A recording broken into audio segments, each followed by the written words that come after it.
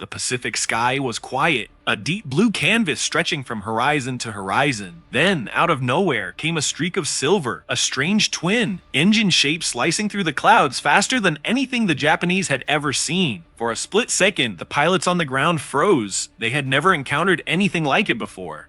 Two booms, a central pod, and contrails that shimmered like twin spears of light. The Japanese didn't even have a name for it yet. All they knew was fear. This was the Lockheed P-38 Lightning, America's first true long-range fighter, a machine that looked alien, sounded terrifying, and soon became one of the most feared sights in the Pacific War. But behind Japan's fear of the Lightning lies a deeper, more shocking truth, one of respect, confusion, and even imitation, because the Japanese military didn't just fear the P-38, they studied it, they copied it, and for a while they believed it was unstoppable. This is the untold story of what Japan really thought of the P-38 Lightning, the twin engine angel of death that electrified the skies of World War E. Number 1, an aircraft from another world.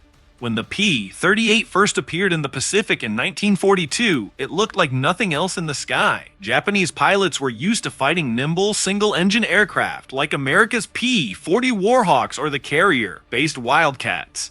Those planes turned, twisted, and dogfought in predictable ways. But the P-38 was different. It had two engines, it could climb higher, fly farther, and dive faster than anything the Japanese possessed. To them, it didn't even look like a fighter, more like a small bomber or experimental prototype. Early Japanese reports called it the two-headed dragon. Others described it as a fork-tailed devil. The name stuck, and soon Allied pilots proudly adopted it too. The fork-tailed devil. That's what they call us.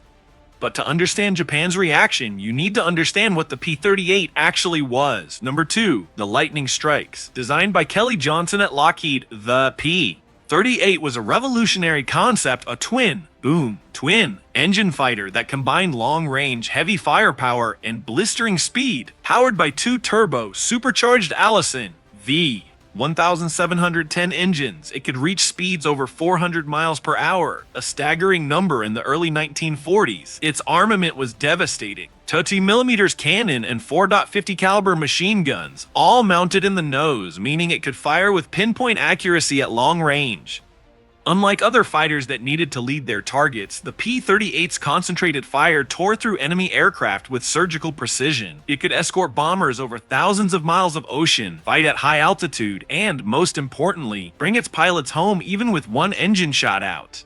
In the Pacific, where long-range missions stretched across vast empty seas, the P-38 was a gift from the gods. To the Japanese, it seemed almost unfair. Number 3, Japan's first encounter. Japan's first encounters with the P-38 came in late 1942 over the jungles of New Guinea and the Solomon Islands. At first, Japanese pilots mistook it for a bomber and tried to intercept it head-on, a fatal mistake.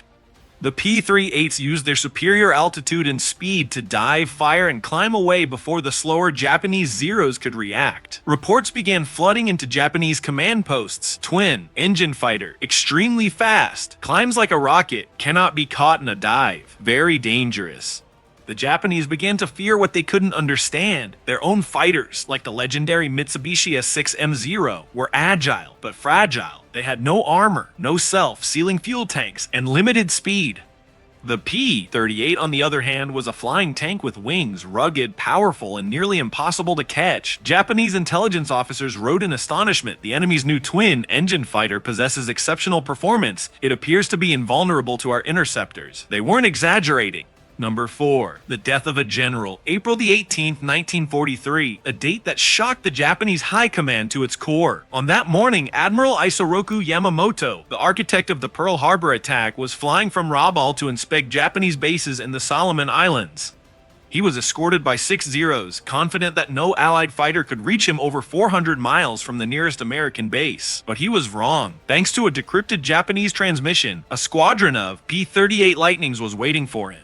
Flying a 1,000-mile round trip, one of the longest interception missions of the war, the P-38s ambushed Yamamoto's formation. Within minutes, his plane was shot down in flames. Japan was stunned. Their greatest admiral, the mastermind of Pearl Harbor, was dead.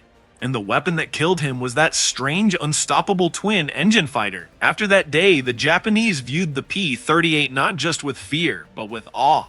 One officer wrote Night Nid, "It is a terrifying aircraft. Its reach is long and its claws are sharp." Number 5. Studying the devil. The Japanese military desperately wanted to know how the P-38 worked. In late 1943, their chance came.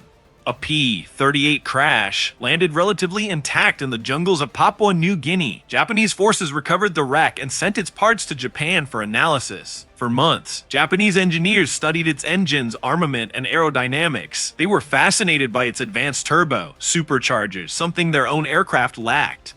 They couldn't replicate them, but they learned valuable lessons about American technology. In reports later found after the war, Japanese engineers wrote, "This machine's performance surpasses all others currently in service. Its power is extraordinary. Our fighters cannot compete in altitude or speed." The tone wasn't just technical, it was almost reverent. The enemy had built something beyond their reach. Number 6. The psychological weapon. Beyond its physical capabilities, the P-38 became a psychological weapon. Its twin engine roar was distinctive, a low, menacing growl that echoed across the Pacific Islands. Japanese soldiers on the ground learned to recognize it instantly. They called it the Lightning Demon. To many, it symbolized American reach, a reminder that nowhere, not even deep inside Japanese-held territory, was truly safe. When P-38 strafed airfields or convoys, panic spread before the first bullets hit. And for Japanese pilots, seeing that silver flash at altitude meant one thing: danger. Number 7. The Japanese response. Japan tried to respond. They developed faster interceptors like the Nakajima Ki-84 Hayate and the Kawasaki Ki-61 Hien. Both were designed with higher speed and climb rates to match the P-38, but supply shortages, poor fuel quality, and the toll of war meant few ever reached their potential. The P-38s, meanwhile, continued to dominate, escorting bombers, attacking shipping, and dogfighting from the Solomons to the Philippines. By 1944, they had achieved air superiority in nearly every theater. Even Japanese aces began to respect them. One veteran Zero pilot admitted, "The twin engine fighter cannot turn like us, but it chooses when to fight. We cannot escape it once it attacks." That was the Lightning's greatest weapon: control. It dictated the terms of battle. Number 8. The Battle of Minds. What Japan realized too late was that the P-38 represented a new kind of air warfare. It wasn't about turning your enemy anymore. It was about speed, altitude, and energy. Japanese pilots trained for dogfights, circling and outmaneuvering their opponents.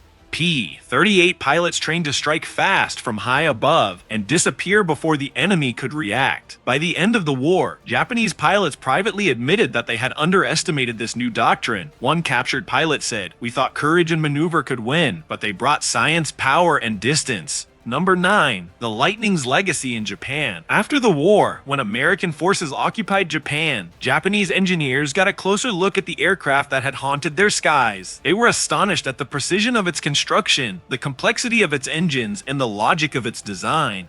The lessons learned from studying the P-38 and other advanced American aircraft directly influenced Japan's post-war aviation industry. When Japan later built its first post-war jet fighters, the engineering principles, aerodynamics, engine placement, and high-speed stability owed much to what they'd learned from the Lightning.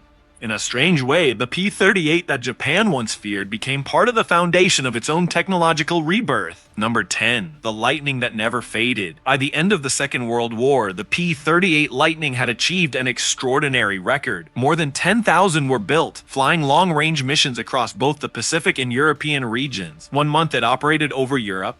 The next, it was guiding Allied aircraft across vast ocean routes. Its enduring impact went far beyond numbers. The P-38 became a milestone of aviation engineering, a twin engine design that broke conventions and proved remarkably versatile in challenging aerial operations. Years later, aviators from many nations still remembered its distinctive presence: fast, agile, and instantly recognizable. As one pilot later reflected, "When the Lightning appeared, you knew you were seeing something exceptional, a design that changed the course of aviation history." Number 11. The shocking truth. So, what did Japan really think of the P-38 Lightning? At first, they thought it was an abomination. Too big, too heavy, too strange to be dangerous. Then, they realized it was a predator. And finally, they understood the truth. The P-38 wasn't just an airplane, it was a warning that America had mastered the art of building weapons for a global war Japan could no longer win. Behind the fear, there was deep respect. Behind the propaganda, quiet admiration. They called it the two-headed dragon. They studied it, feared it, and learned from it. And that's the shocking truth. Japan didn't just hate the P-38 Lightning, they envied it. Conclusion. Today, only a few P-38s remain flying, gleaming silver ghosts from another era. When they roar to life, you can still hear the sound that once terrified the Pacific. A twin engine hum that carried the power of a nation and the fear of an empire. The Japanese called it a demon. The Americans called it a lightning. But history remembers it as both. The machine that split the sky, struck without warning, and changed aerial warfare forever. Because in the end, the P-38 Lightning wasn't just faster, it wasn't just stronger, it was smarter. And in war, that made all the difference.